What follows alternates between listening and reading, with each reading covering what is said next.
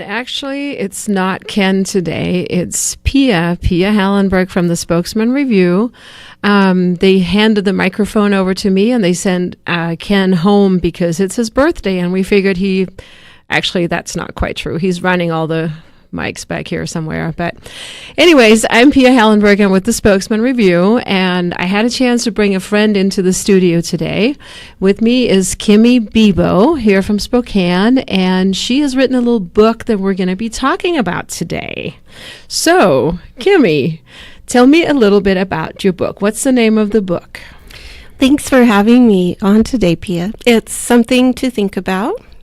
And it started as a letter to my 10-year-old niece for her birthday. Mm-hmm. I wanted to give her something a little more valuable than a new outfit or an iPad Touch 6, whatever. So I thought, what's wrong with new pants? I mean, there's nothing wrong with new pants. No, I understand. Right. But she'll grow out of them, throw them away, whatever. Something more valuable. So how did you start writing? Did you just sit down one day and decided that, okay, I'm going to write a letter of advice, or what? Was there something that started the writing process? I had it in my head that's what I wanted to do. I always try to do something special for my nieces on their birthday.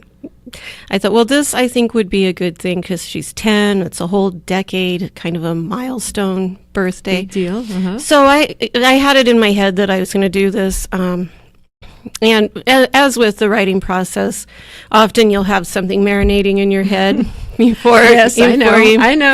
It steeps in there for a while. Percolates. Then you try to let it out, and you're like, or what happened? Did you just start writing? Or? I sat down. Actually, I was meeting my group of writing friends, as we did at the taco time every Thursday, and I got there early, and just grabbed a piece of paper because it just started pouring out. Just wrote the whole letter, 7-8 pages. 7-8 pages. Did you write it out by hand? Oh, by hand in cursive, of course. There's no way she could read it.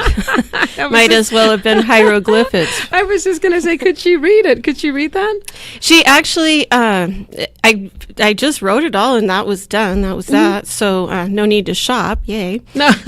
Yeah, that's here you go. That's a piece of advice right there. Right. Just write a 6-page letter, no big deal. Yeah, right? Then you're off the hook. So do you remember what was the first piece of advice that came to mind when you started writing? I really just wanted to say, own the moments in your life and don't give away your time, and don't think about who you're being friends with, who you're spending time with. Think about the books that you're reading, and just own your life and your moments. That was kind of a big deal. And be kind. That's, Mean Girls and the bullies. Not that my niece was a mean girl. No, I understand that. But it's something that lots of young people deal with today. I mean, either at school or they deal with it on Facebook or social media, that they get bullied or teased or made fun of. Or was there some element of that you were thinking about when you started writing? Yeah. So she had been struggling a bit. Oh, she'll kill me if she ever hears this on the air. We'll make sure she doesn't hear it.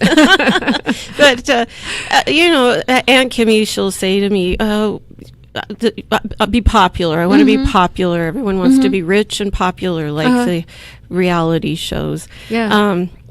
So she had talked to me about that, and it breaks your heart. It does. Actually. So I think, well, how can I help her with that? Oh, okay. And you remember the popular girls, there's a lot of power in being popular. That is very true. And that is very true. If you don't use it for good. That is very true. That's very true. So now this is not by any means a religious book. Oh, right? Certainly not. No. Okay. Because people are, when you hear advice and good intentions or, live with purpose, that kind of thing. I think sometimes people just kind of tune it out and they're like, I don't know what says. But there's something about this book. Now, what is the thing? You can write your name on the cover, or what is? Tell me a little bit about that. Yes. Well, so the cover. You can hold it up so you can see it. Let's see. Yeah, there we go. Yeah, I can hold it. So what's going on with the cover here? Well, okay, so after the letter was written and I decided to make it into a book, the cover, I thought I want it to be a simple simple gift. So it looks like brown paper and twine rather than some elaborate, whatever. And then on the cover is the gift tag. Oh. So each book can be personalized by writing the recipients. So you're giving it for a gift. So what's happening, they'll give these at slumber parties or birthday parties when I think the thing to do now is have party gifts. It's no longer is there a sheet cake and a, No, there's more swag pinata. Going on, Yeah. I think. Yeah. And so this is swag is in. Yes. So this is it perfect get a little swag. carried away, but this is swag on steroids, really, because they're able to write each person's name on it, or for graduation, whatever. But what I'm finding is often when people write books, people will be polite and say, "Oh, thank you, I'll read the book," whatever. Yeah. They don't want to read it. But you hand someone a book with their name on it, they think, oh, they're taken aback. It really means something, and it's very personalized, and they feel special. So they crack the book open. If you can just get them to open it, they are reading it. They'll be sucked in. Well, because the way it's written, it's easy for them to read. They don't get bored. But there's also there's space in here. Yes. I mean, I keep bringing. I know you perhaps didn't see it the same way, but I like to doodle. I doodle all the time on everything, and there's space in the book. So when you read love something, this doodle. Yeah. when you read something, you could add your own little thing. There's a space for notes in the back of the book. Why don't you pick a little something? Read us a little something from it to give people a sense of what it is. Well, let's see. The idea is you can open it to any page. Some of the chapters are as small as 3 lines. 3 lines, yeah. For a whole chapter. I think this is maybe my favorite. From the chapter Defend Your Relationships, what I was talking about earlier. Yes. Choose with great care your friends, associates, romantic entanglements, and spouse. You will be spending your precious time with these people. Time is not unlimited. Be certain they are worth your time. I'll say it again, and this time I'll underline it. It is better to be alone than in the company of someone you don't enjoy. In other words, just so you're not... So many people think, I just don't want to be alone. You don't want to be alone. There's a lot of wisdom in this, so we have to talk a little bit about your background. I mean, where does all these quotes and ideas come from? Tell us a little bit about what you do for a living, and you've been in Spokane for how long? 24 years. 24 years. Okay, so 1991. Right. 91. Okay, and what do you do? I work at the Satellite downtown and have been for the full 24 years. One of my favorite breakfast joints. Thank you. Absolutely, it is. I work there as a waitress. I'm managerial, and I do that. But it's the service, hospitality. So you hear a lot of stories from people? Or I hear stories. The success of my career, and it is my chosen career. I could do other things, but I love waiting on people. I really do. Good. So my thing is, you have to be genuinely interested in the details of people, and that is why I have so many regular customers that you can imagine. I met you there the other morning, and I noticed all the hugs and the hellos, and everybody comes over and says hi. But do people?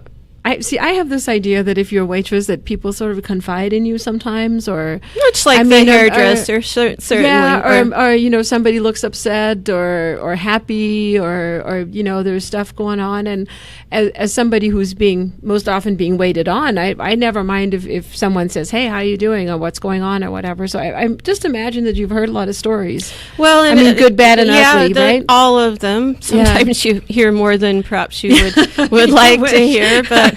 You wish you hadn't heard that part about the body and the trunk. You didn't want to know about that. No. You can't unhear that. So no, that's true. That's true. You can't unhear that. But their secrets are safe with me. Yeah, that's true. Yeah, I know. I'm in the same business, I guess. Well, truly. So you wrote a letter to your niece, and you gave it to her. I know you got to give it to her in person, and she got to read it out loud as best she could. How did it turn into a book? So I had a copy of the letter, which I gave to my girlfriend who works with me at Satellite as well. And she had 3 nieces graduating. And she said, I have to have copies of this letter to give to my nieces. Okay. Well, we're going to hold on to the rest of that story until after a little break here. And you can tell us more about how you turn a 6-page letter into a book that's right now actually sold out, as far as I know. Sold out locally. Certainly. Locally, yes. We'll be right back. Hello there. Welcome back. This is Pia Hallenberg. I'm standing in, I guess, or sitting in for Ken Adams today. It's his birthday, and we sent him home. I got to bring a visitor, too. I have Kimmy Bebo with me here today. She's from Spokane. She has been working at the Satellite for how long? 24 years? Satellite 18. I think it's my 18th 18 years. Okay, so there's probably a lot of people who know you out there, I would assume. We're not here to talk about the Satellite or bacon and eggs. We're here to talk about a book that Kimmy wrote. It's called Something to Think About, and it's a nice little compact book with a lot of good advice, life hacks, sort of, hey, you know, pay attention to yourself, live life with purpose, that kind of thing. And we were just talking about how you turned a 6-page letter to your niece into this book. So you wrote this letter for your niece, you wrote it out in cursive, you gave it to your niece, she appreciated, you read it together, I believe, and she appreciated, you know, a lot of things about it, right? Yes. But how did it turn into a book? I mean, there's more than 6 pages in the book. Just a few more. Just a few more. But how did it turn into a book? What happened? After my very good girlfriend read the letter, she wanted copies for her 3 graduating nieces. Okay. And I thought, well, okay, fine. I have to kind of overdo everything. So I thought, well, the letter, that's fine, but we could do better. It's their graduation gift. And also I knew they probably wouldn't read it because it was just line after line in cursive. It's intimidating, and they're thinking blah blah word blah blah, read it in 10 years, whatever. So I thought, okay, so I sat down and kind of broke apart the letter and added some quotes and made it so that I thought they would read it and enjoy it, and the message and the content would be more well received. Okay. So printed those up and had them, spiral bound at the copyright or whatever, and those were their gifts for graduation. Well, probably they got money too. I mean, not just the book, right? Here's the book. Bye-bye. So, happy graduation. Good luck out there. Good luck out there. Okay. So, from there, people started reading it. Other moms, and I just would hand it out. Like family and friends. Just whoever. People, I know. So it just kind of spread. And they said, you have to publish it. So I thought, well, I don't know why I wouldn't. I mean, I'd like to write the great American novel, but I'll start with this. We all do, yes. Right? But it's just, I can't believe the response. No. I really, really can't. And I also don't actually know who wrote it. When I read it, I say, who wrote this? Yeah. Did I write that? Did I write that? Well, that's very good.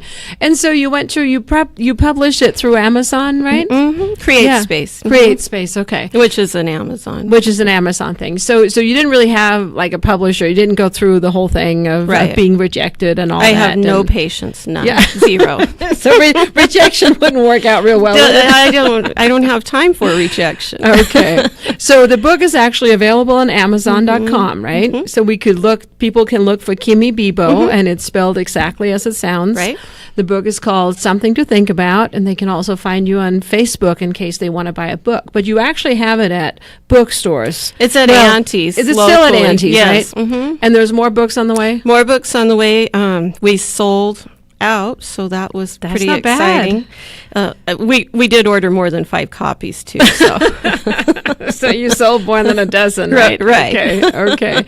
Well, that's good. I know that one thing you do is you go out and you talk to a lot of school classes or kids. Tell me a little bit about that. So you bring the book and you talk to them about reading, writing, or What do you talk to them about? Well, the thing that is the most well received for these kids is I have the letter, and I have then the rough drafts and many rough drafts, and then I have the proof from the publisher, and then I have the actual book. So I'm able to show them the writing process. Very good. So they actually see that you go through all that and the rewrites and the editing and, oh my goodness, I spelled a word wrong, or the comma's not in the right place. Well, that's very cool.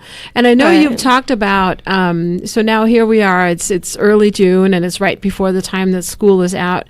You've talked about a summer reading project, and it's not that firmed up, but it's still a really good idea. You know, this 4-word thing. Tell us a little bit about that. Well, it's very exciting. I was invited to one of the schools up on the South Hill and went in, and they had asked me to challenge them to write over the summer, a 4th grade class.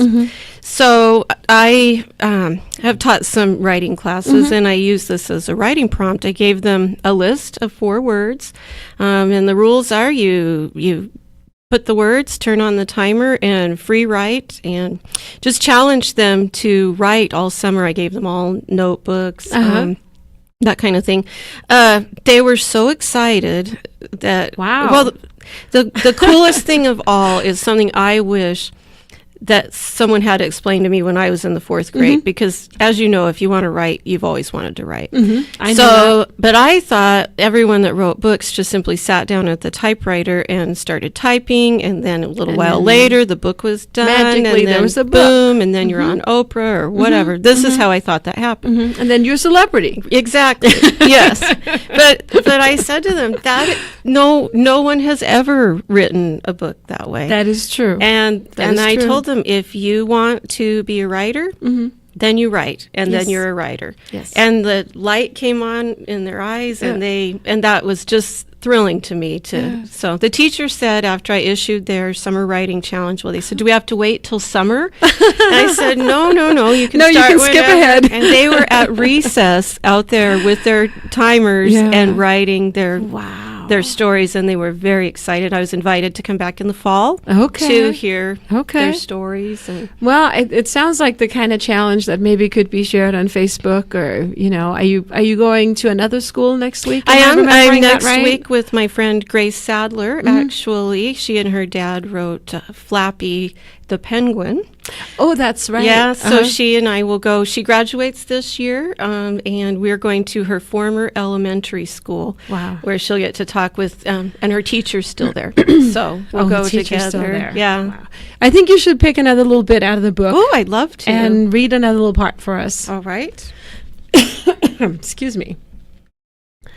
Well, there is my official list of things to do when you're bored. So that might be a good one, because it's summer, right? It is summer. Is it a long list? It's a pretty long list. We could probably put it on the Facebook. Yeah, we could do that. But I'm challenging you to make tapioca pudding from scratch. Organize your sock drawer. See how many days it takes you to walk 100,000 steps using an old-fashioned chart for fun. What is that? Yeah. Oh, okay. All right. Let's see. Cook a surprise dinner for your parents. That's a great one. Help an elderly neighbor. Yes. Get to know people. There's some outreach in there. Yes. Like get you out of your little bored world, right? I don't think I've ever actually been bored. No, probably not. In my life, but I see these posts on Facebook. I'm so bored. That's why I actually had to go back and add this to the book, because I thought, really? Go bored? Watch a sunset. Invite your grandma to lunch. Host a tea party for your friends. Oh, that's a good one. I like that. Go to the park and swing. It's so much fun. Yeah, and it's free. Yes. Yeah, free is good. Free. It's all free. Play a game of hopscotch, even if you're 30. Uh-oh. I'm in trouble. So the book will be at Auntie's. There's a few left. I believe. Yes, I believe there's a few left. I think they can order them as well. There'll be more. Now, are you open to engagements, like invitations to go out and talk to people? Nothing would please me more. Civic groups, if you have a reading group that gets together. And I think it's important, before we're done, to mention that this book is not just for teens and tweens. I've read it, of course, and I open it, like you said, randomly, and I always there's always just a little something that sticks, something to think about, even though it's been a while since I was a teenager. So the best way to connect with you is probably on Facebook, I would guess. Right, so yes. Go find Kimmy Bebo, author, on Facebook. You're also on Twitter, I know, but let's stick with Facebook. I might have sent one tweet. I'm not sure. That's okay. That's okay. You'll get more tweets. I'd rather pass you a note in class that I folded in the fancy old school way. Well, we can do that. If you go visit with a group, you can have them all pass notes, right? Oh, I've done that. There you go. There you go. And let's see, what else do we need to get out there? Well, it's just a great little book. Do you think you're going to write more books? I do, actually. The Great American Novel? The Great American Novel. I have written 3 or 4 of those. They're terrible, just dreadful. But you said you're in a writing group, right? They're still in their writing group, but I had to take a little break to go do this. So. Publish the book and everything. So now you can come back and be the published author. I owe so much to them. I do. They really encouraged me to go with and they are writing actual great American novels. Yeah. So. It's hard, isn't it? Oh, it's excruciating. Yeah. I don't even know. It's the hardest thing. It is really, everybody says, all the writers I've ever talked to, and I have not written any books. I've written a lot of newspaper articles, but I have not written any books. All the writers I've ever talked to say the same thing. It's excruciating. It's somewhat isolating. Right. Because you're so focused on what you're doing. And if you write fiction and there's characters, it's like this weird thing happens where the characters are like, you don't know who they are. And you don't know where they're going and all that. Yes. Yeah. And it's fun to create little worlds and whatever you're doing, but it's excruciating. Okay. On that note, thank you, Kimmy Bebo, and your new book, Something to Think About. Go find it on Amazon or go down to Auntie's. That would be even better, and buy one. And connect with Kimmy on Facebook and invite her to your meetings. And, we'll just see where this goes. Thank you so much for having me. I appreciate it.